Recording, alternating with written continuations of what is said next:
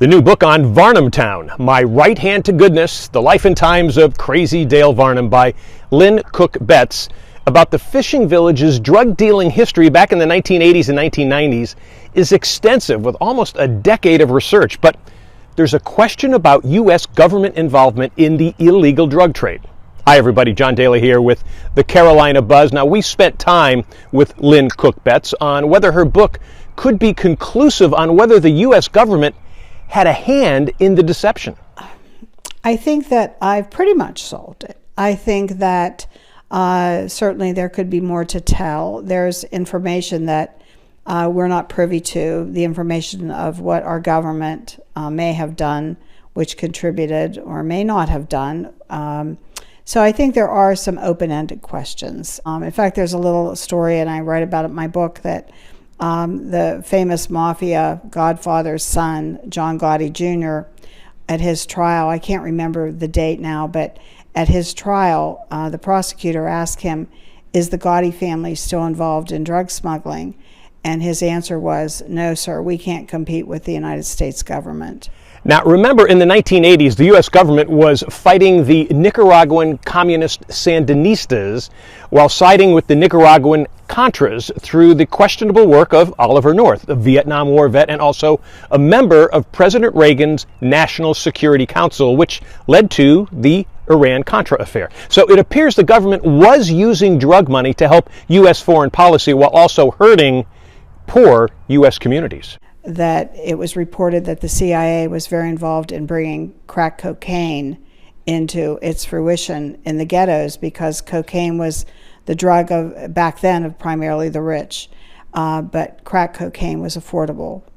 So it was brought into the ghettos. Now, Lynn's talking about the blockbuster 1996 investigation by reporter Gary Webb of the San Jose Mercury News, which was turned into a three-part series called Dark Alliance. Now, Webb contended that the CIA protected the Contras' drug dealing to finance their fight against the Nicaraguan Sandinista government. And then, as crack became an addiction in the U.S. ghettos, there was outrage by American black leaders. And of course, the other contention at Air America was used in cocaine transport by the CIA. And Dale, in his story, claims that he saw the CIA loading planes of drugs in the South American countries. You know, when he would go in and out of there, that they and the military of that country would be loading drugs onto planes.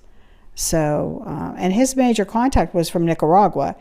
And Dale exchanged, in one of the deals that Dale made with him, he exchanged drugs for a military weapon.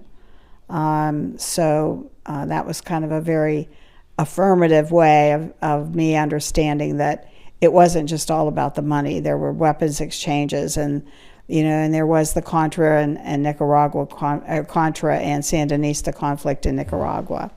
So it was that bigger picture of government involvement, that it was that you have to, you can't pursue because you're an investigative reporter, this, that you just hit a wall. There's nothing that gets past that wall. And that happened here too. Now, around that time, I was an investigative reporter up in New Bern, North Carolina at WCTI, and I had a number of sources telling me that the military bases in North Carolina were also involved in drug dealing from Central and South America. However, I was never able to produce a conclusive investigative report confirming that. Now, to this day, my sources in the region say that it did not happen. Tell us what you think. Drop your comments on the page you are watching this segment.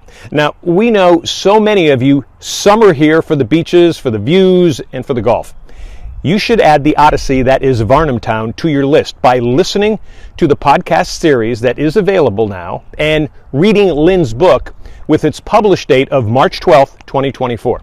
Now, we have more segments coming up on Varnamtown, including the possibility of a streaming drama series, and also how Lynn's book, despite the nefarious incidents, is also a book about redemption. And did the illegal drug trade contribute to the current boom in Brunswick County, North Carolina? Keep it tuned here on Carolina Buzz on Wingding's TV business channel offering businesses their own show, along with cutting-edge social media and digital marketing with a worldwide reach to millions.